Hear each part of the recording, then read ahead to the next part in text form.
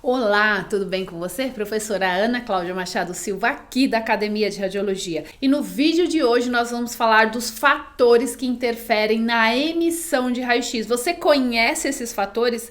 Se você tem dúvida ou não conhece, fica comigo até o final desse vídeo para aprender, inclusive quais são os fatores que você pode controlar e aqueles que você não controla. Não está inscrito nesse canal ainda? Tá perdendo. Aproveita e se inscreve. Toda semana temos vídeo de conteúdo para te ensinar cada vez mais sobre esse mundo das radiações. Então vem comigo e vamos ver aí quais são esses fatores. E aí eu escolhi o tema da apresentação dessa nossa videoaula, que é o tema da sala de aula, exatamente para que você esteja aqui na sala de aula da Academia de Radiologia. Então vem comigo fazer um passeio pela nossa sala de aula.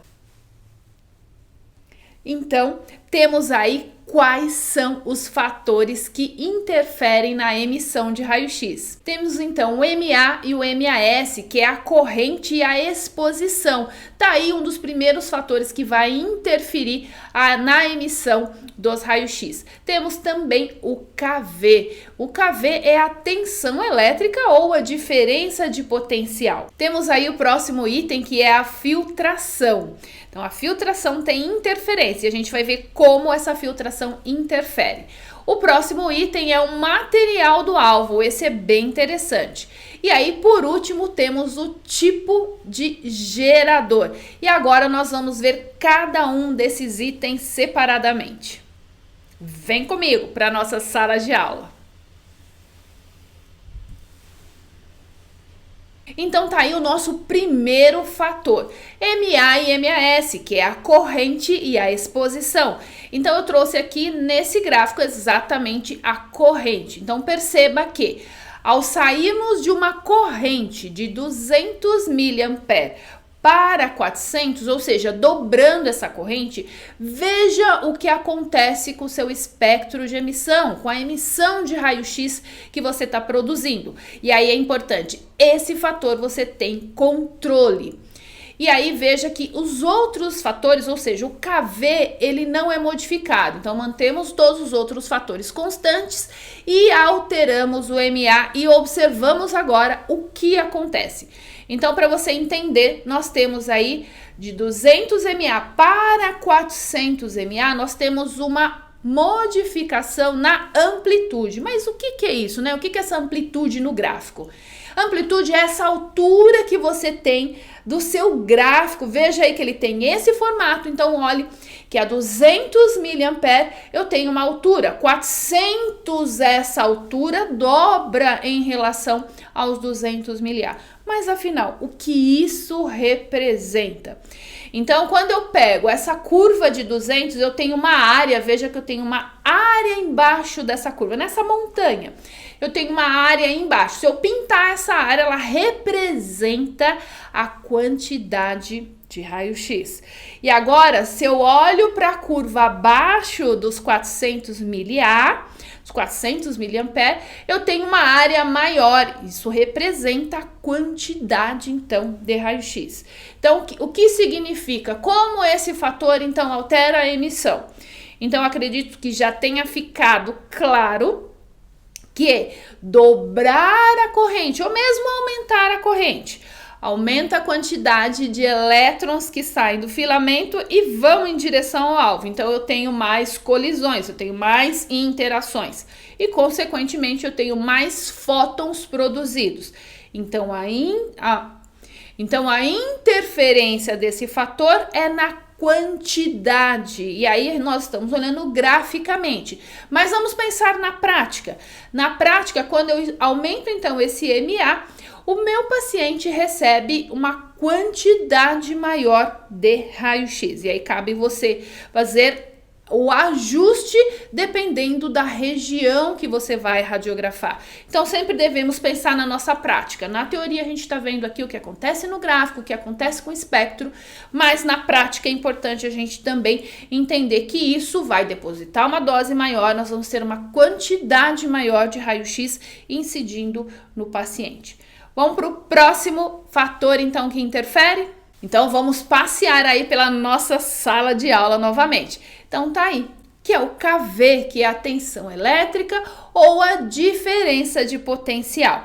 Que significa, então é importante quando a gente fala o kV, eu gosto sempre que vocês tenham isso em mente. O que significa? A gente fala tanto kV, que ele acaba se tornando uma grandeza, mas ele não é a grandeza, ele é a unidade de medida da grandeza, tensão elétrica. E esse kV significa 1000 volts. Esse K é o prefixo que significa quilo, o mesmo usado em quilograma, o mesmo usado em quilômetro. Então, kilovolts significa 1000 volts. Essa é a faixa de tensão elétrica que a gente trabalha para produzir os raios-x. Então, lembrem sempre disso, que você está trabalhando numa faixa aí de 1000 volts.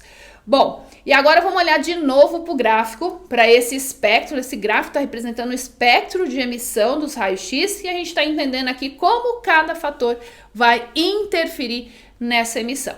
Então, olhando embaixo, eu tenho a energia efetiva e nesse eixo, ou seja, no eixo Y que vocês conhecem, nós temos aí a quantidade de raio-x.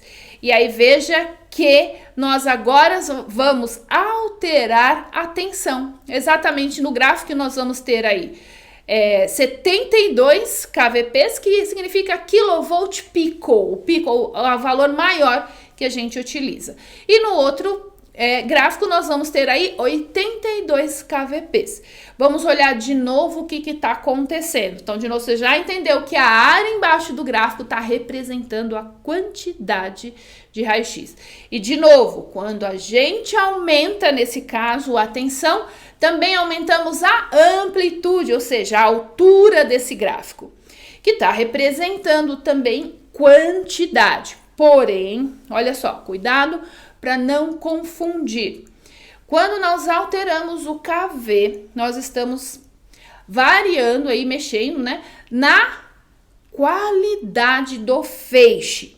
Mas, isso é importante também, isso interfere na quantidade. Porém, a alteração maior que nós vamos ter é na qualidade desse feixe, porque alteramos a energia média e a energia máxima. Então, nesse caso, veja que o pico, eu vou marcar aqui esse pico para 72 kVp. Essa é a energia média, cerca aí de 26, 27 keV, porque agora a gente está falando da energia do fóton. E aí, para 82 kVp, a energia média aí está em torno de uns 42, 43, olhando mais ou menos aí no gráfico, keV, que estamos falando da energia do fóton. Quando eu falo da tensão, eu falo em kV. Quando eu falo da energia do fóton de raio-x, eu falo keV. Eu estou falando de uma outra grandeza, então percebeu que a gente mudou a unidade de medida que mede essa grandeza, certo? Bom, então a alteração da tensão elétrica afeta o quê? Vamos entender, então. Afeta a energia média do feixe, exatamente por conta do que eu já te mostrei. Afeta a energia máxima, porque a gente passa a trabalhar lá de 72 kVp para 82, então altera a energia máxima. Isso altera o quê? A qualidade do feixe. Porém, não podemos esquecer que isso também altera a quantidade. Então, quando a gente pergunta, o kV ele altera a dose do paciente? Altera sim.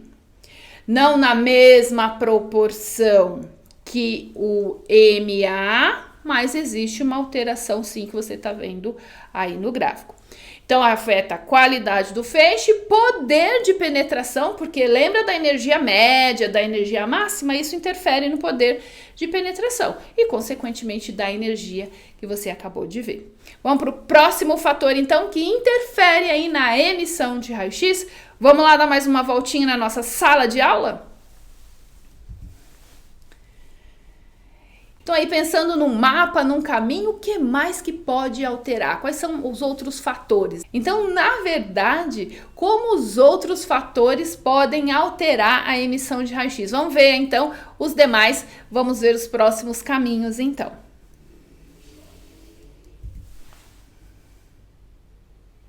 O próximo é a filtração. E aí aqui vale só uma revisão. O que é a filtração? Para que serve? Na verdade, é bom a gente olhar para que servem os filtros. Os filtros, eles têm a finalidade de absorver os raios-x, ou os fótons de raio-x, de baixa energia. Essa é a principal finalidade. Exatamente porque esses fótons de baixa energia, eles não contribuem de forma alguma para a formação da imagem. Em que eles contribuem? Para o depósito de dose na superfície do paciente. Então, é exatamente por isso que deve existir aí uma filtração para que esses fótons de baixa energia sejam absorvidos. Agora, vem comigo para o gráfico para entender exatamente como nós temos a interferência da filtração no espectro de raio-x. Então, usando aí um filtro de 2 milímetros de alumínio. Então, veja o que acontece. Eu tenho um gráfico lá em cima, lembra da amplitude? Que interfere aí, que está ligado diretamente à quantidade. Veja que a energia é exatamente a mesma, né? 95, 96 aí, quiloelectrovolts. Porém, ao dobrar a espessura desse filtro, então aí de 2 milímetros passamos para 4. Veja o que acontece no gráfico. O gráfico estava lá em cima com 2 milímetros de alumínio. Veja que agora com 4 milímetros, a altura do nosso gráfico, a amplitude do gráfico diminuiu, que representa aí uma quantidade menor.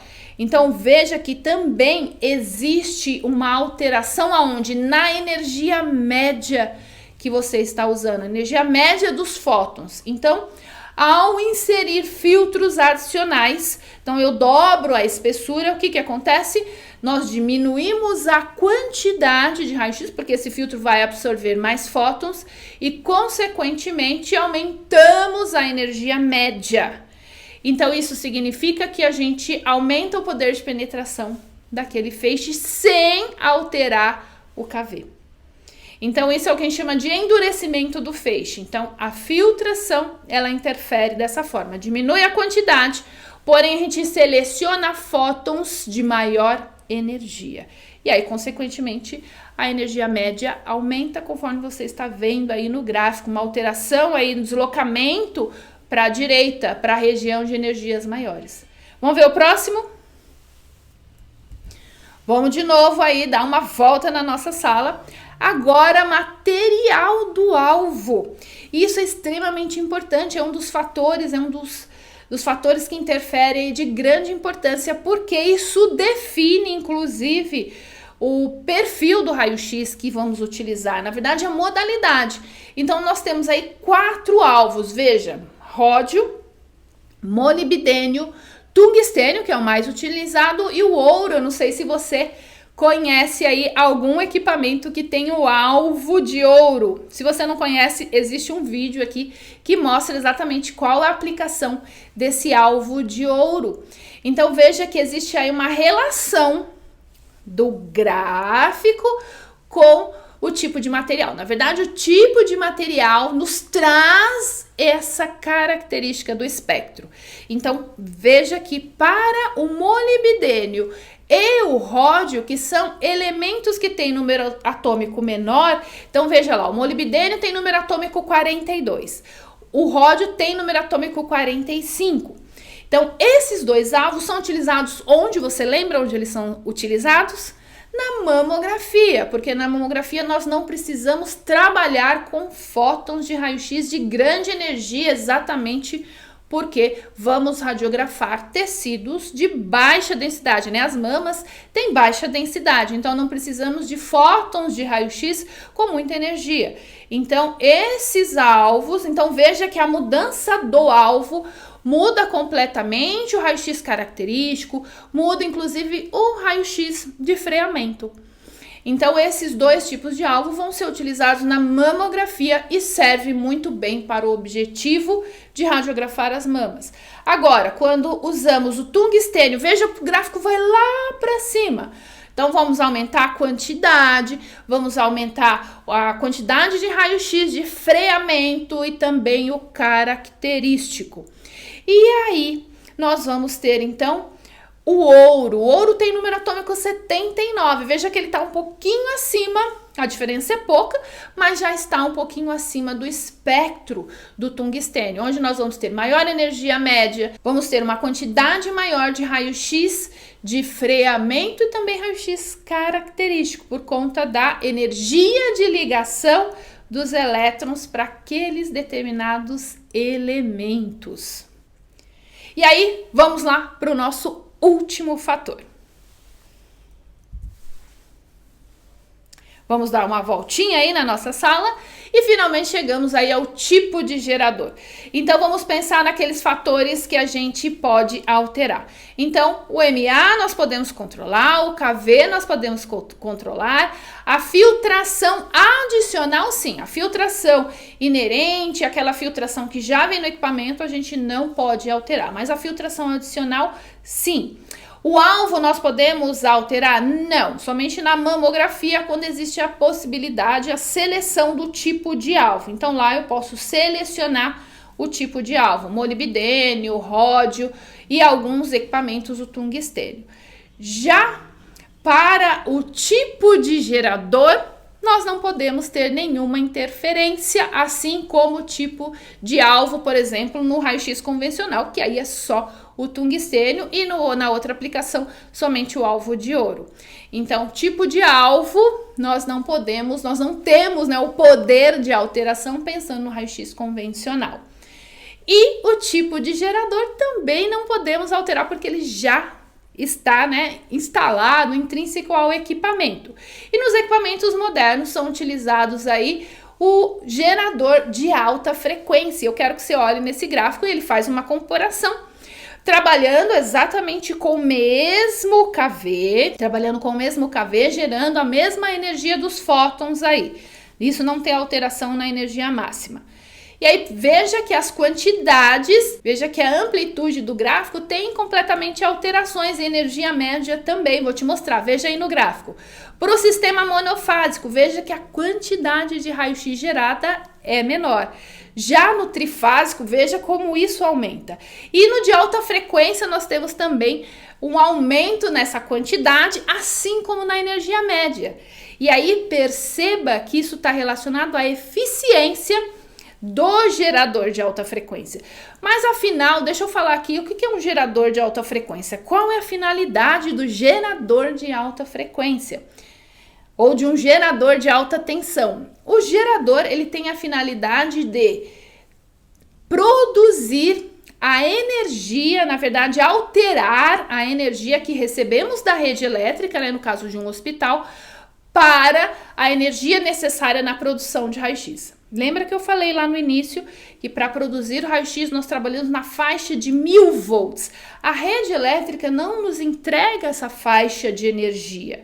Ela entrega na faixa de volts, né? 380, pensando no hospital, 380 volts, 480 volts. Então, para o raio-x, geralmente são os 380 volts. Mas eu preciso de 40.000 volts, de 100.000 volts, de 120.000 volts. Então, para isso existe o gerador, que é um transformador. Ele vai receber essa energia na faixa de volts, centenas de volts, e vai transformar isso na faixa aí de quilovolts. Então, essa é a finalidade do gerador. E o tipo de gerador interfere na emissão, porém é algo que você não controla.